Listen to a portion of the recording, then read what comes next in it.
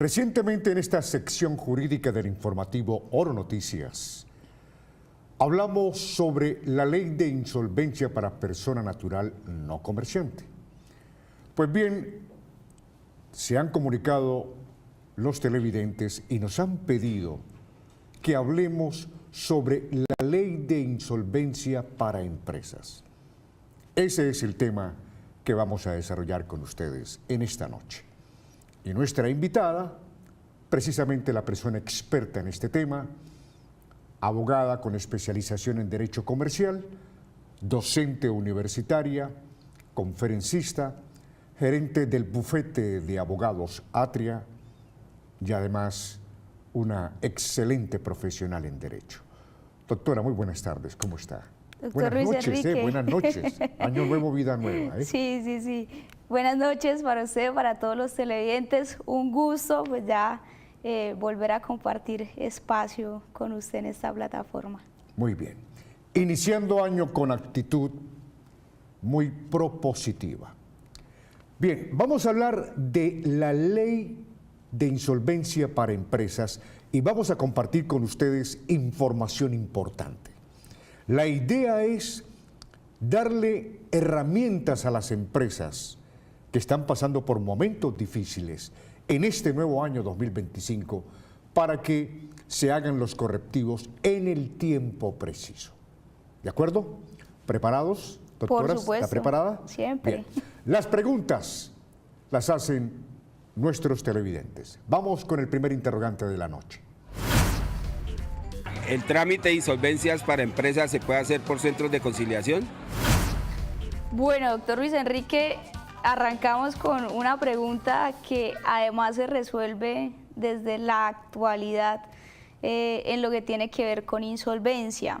Y es que anteriormente los procesos de insolvencia de empresas solo se podían tramitar ante la Superintendencia de Sociedades y ante los juzgados civiles de circuito. Inclusive las reorganizaciones y las liquidaciones solo se pueden tramitar ante estas entidades. Sin embargo, en pandemia hubo unos decretos transitorios que eran unos mecanismos de salvavidas, el NEAR y la insolvencia pues abreviada. Fueron dos decretos, el 560 y el 772, que el 12 de diciembre de 2024 ya el Congreso de la República pues sacó la ley que los determina como decretos permanentes. Esta ley es la 2437 del 2024. ¿Eso qué quiere decir? Que se abre un abanico de posibilidades para que las empresas y los comerciantes puedan reorganizarse económicamente a través de los procesos de insolvencia, y dentro de estos decretos se establece como una posibilidad acudir a las cámaras de comercio. Las cámaras de comercio, a través de sus centros de conciliaciones, pueden adelantar también específicamente uno de estos decretos o ahora leyes. Entonces, la respuesta concreta sería sí, para ese mecanismo específicamente, y ya reorganización y liquidación sí sería ante un juez civil del circuito y ante la Superintendencia de Sociedades. Gracias por brindarnos esa información que me parece importante. Repito, estamos hablando de ley de insolvencia para empresas. Aquellas empresas que tienen problemas, pero que quieren seguir adelante. Hoy les estamos dando una orientación jurídica. Más interrogantes para nuestra invitada. Para una empresa, ¿tiene más riesgo deberle a la DIAN o a proveedores privados? Bueno, frente a esa pregunta, es un riesgo ambas deudas, deberle a la DIAN y deberle a proveedores.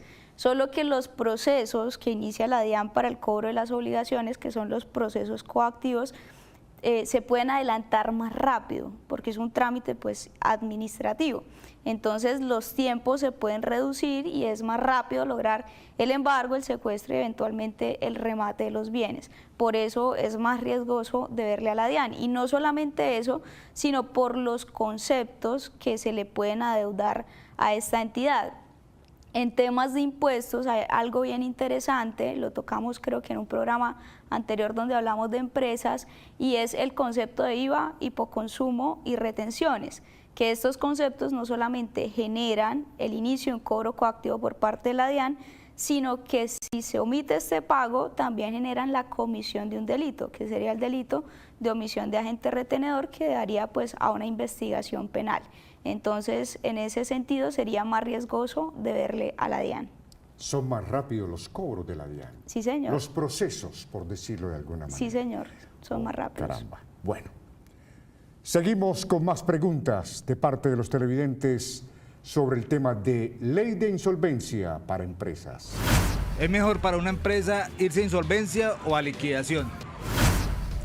Bueno, hay que hacer una distinción, y es que insolvencia es todo, insolvencia es el género, solo que el trámite de insolvencia se divide, si lo quieren ver desde esta manera práctica, en dos fases. Una primera etapa de reorganización o negociación de las deudas con los acreedores, y si no se llega a esa negociación se va a una segunda etapa, que ya es la liquidación. Entonces, ¿qué es más beneficioso para una empresa? Depende. La respuesta favorita de los abogados. Depende. Para iniciar un proceso de reorganización se necesita cumplir con algo que se llama la hipótesis de negocio en marcha. Es decir, contablemente y en cuanto al negocio, hacer ver que la empresa pues, puede sobresalir adelante a pesar de su crisis económica, porque si no se cumple con este presupuesto y pues la contabilidad no lo refleja, no podremos acceder a un proceso de reorganización o de negociación, sino que tendremos que iniciar un proceso de liquidación directa. ¿Por qué? Porque aun viendo todas las alternativas posibles, pues en el tiempo, en una proyección, no sería viable la reactivación de la empresa. Entonces eso haría que se iniciara un proceso de liquidación directa. La liquidación sería lo último. Por supuesto, debe ser siempre lo último. Y es lo más triste. Sí, claro, porque Se acaba una empresa.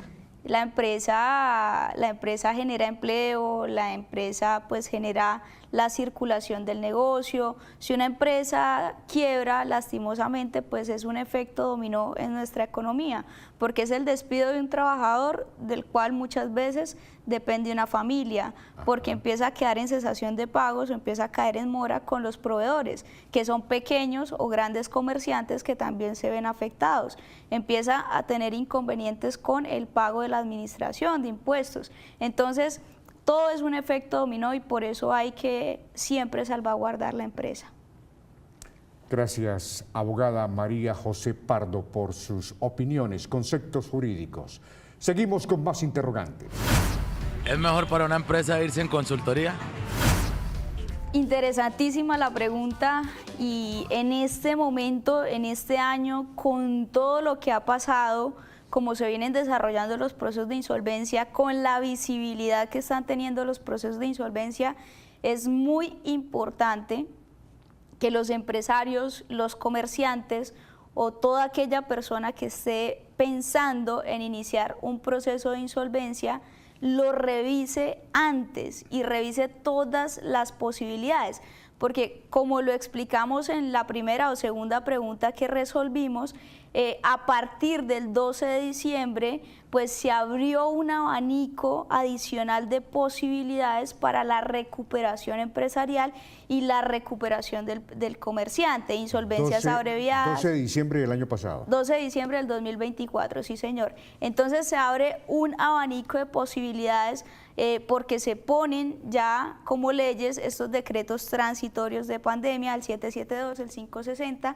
y esto trae muchas alternativas para que se estudie cuál es la más viable. O sea, ahorita no solamente estamos ante la posibilidad de una reorganización o una liquidación, sino que hay muchísimas más posibilidades. Entonces, las personas que no estén realmente informadas, realmente formadas en todo lo que conlleva pues la implementación de estos decretos, el desarrollo de estos decretos, las consecuencias, los requisitos, los costos, pues no van a poder darle todas las opciones que tiene la empresa y analizar cuál es la opción que más se acomoda a su contexto económico y legal.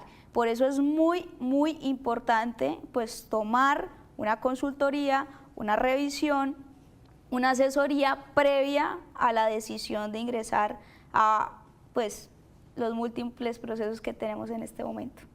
O sea, el paso número 1 es acceder a una consultoría calificada, por cierto. Sí, Pero doctor. no puede ser cualquier persona. Lo que pasa es que lamentablemente pues esto siempre es un fenómeno, ¿no?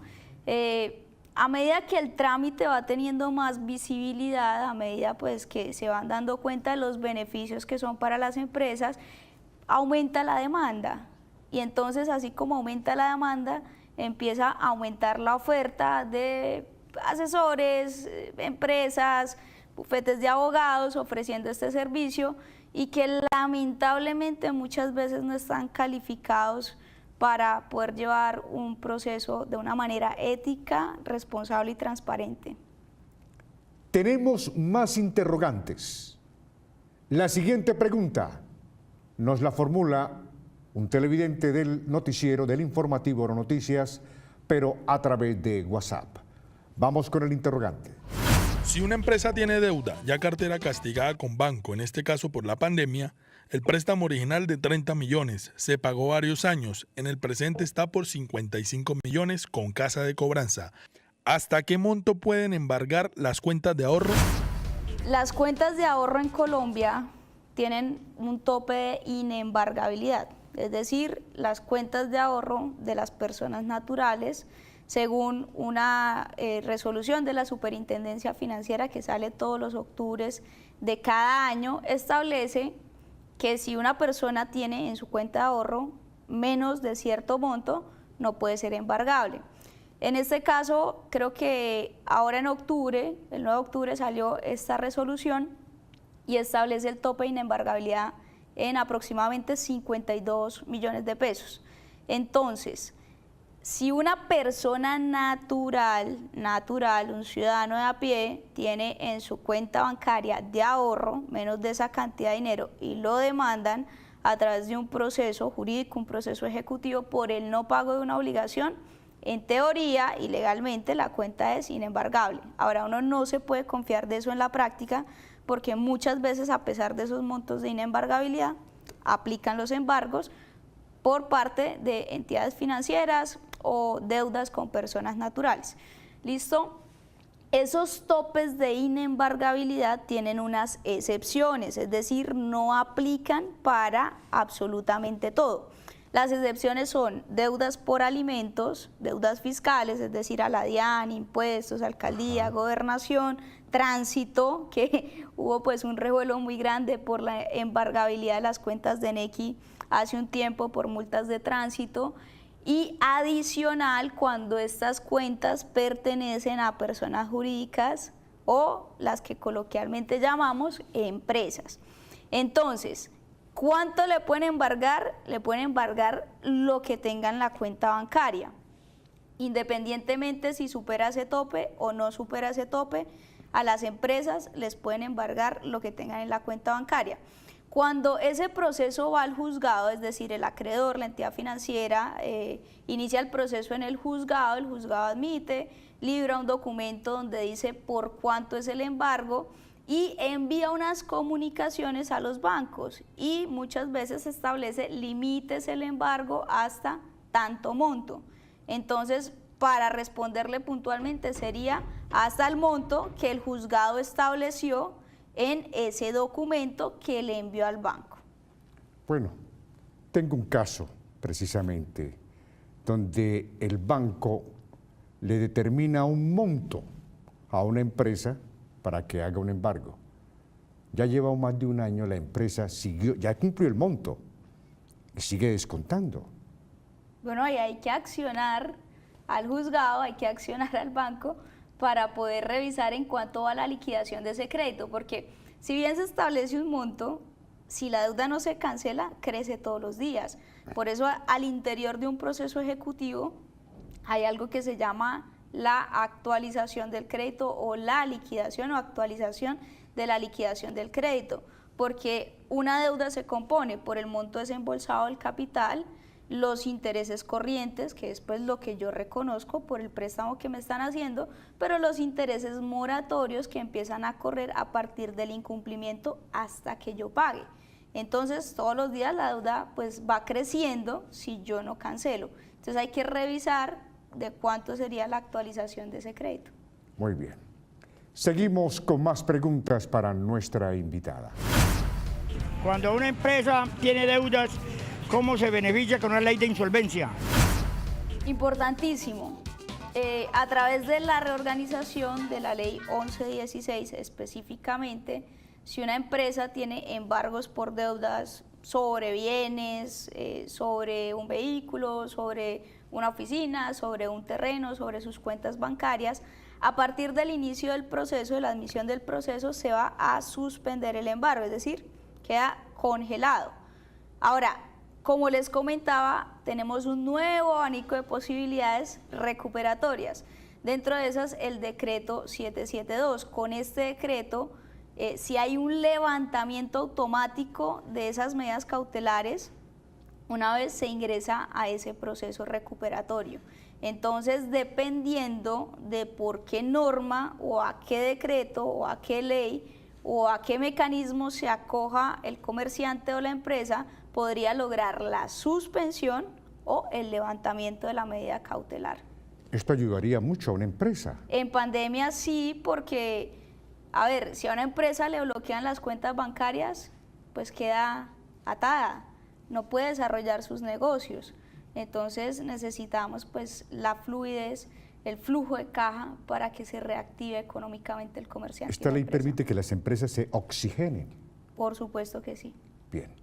Gracias por sus respuestas a las preguntas que nos formulan nuestros televidentes. Vamos con más interrogantes.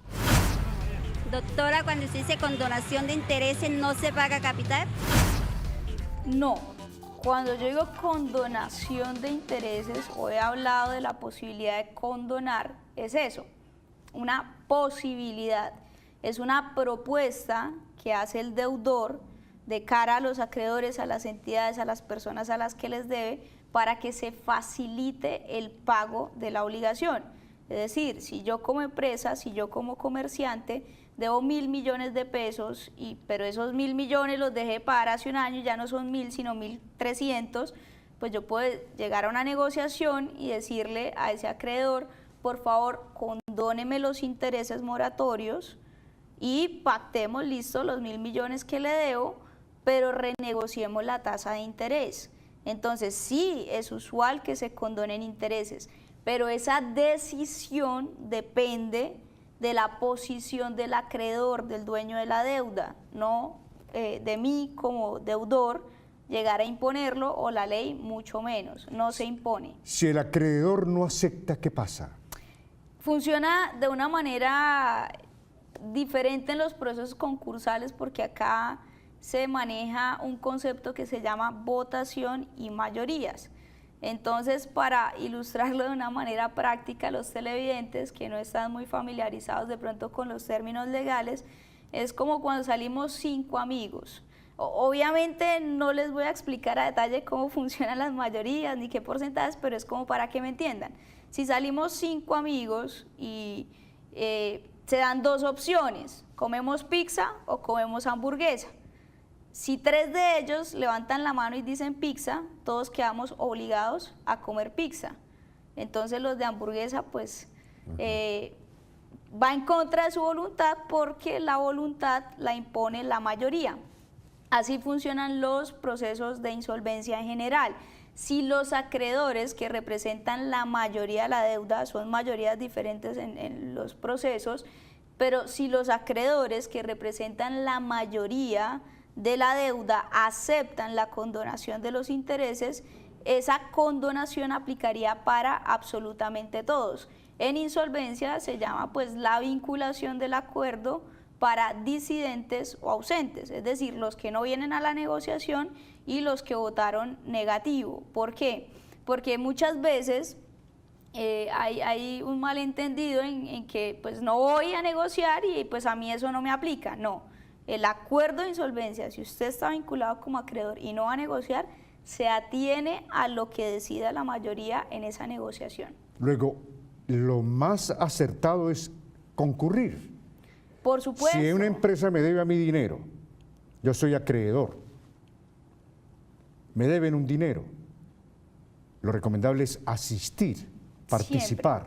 Siempre. Y esto es una invitación también a los acreedores, a las personas, pues que si bien también están afectadas por el no pago de las obligaciones, haya una voluntad de abrirse al menos a escuchar las propuestas que traen las empresas y los comerciantes para el saneamiento de esas obligaciones a través del trámite de insolvencia. Abogada, ¿cómo opera entonces ese mecanismo para que todos los acreedores, a todas las empresas o digamos personas naturales y personas jurídicas, en este caso empresas, a las que X empresa también les debe plata, se enteren de que hay un proceso de insolvencia? Bueno, en temas de reorganización de ley 1116, hay que hacer un aviso, hay que fijar un aviso en la página web de la empresa de tal modo que los acreedores sepan. Segundo, porque en la solicitud hay que hacer una relación completa y detallada de todos los acreedores. Su domicilio, dónde queda su domicilio principal, cuál es su correo de notificación judicial, que es el que aparece en los certificados de existencia y representación legal de cada empresa, y se tienen que hacer unas notificaciones certificadas, es decir, acreditar que yo como deudor efectivamente le notifiqué absolutamente a todos mis acreedores que estoy iniciando un proceso. ¿Para qué? Para que a partir de ese momento pues se le puedan hacer las notificaciones del avance del proceso a todos los acreedores, se puedan enterar, puedan concurrir, puedan negociar, no solamente negociar, sino ejercer su derecho a defensa si no está de acuerdo con alguna de las cosas que se está adelantando al interior del proceso de insolvencia.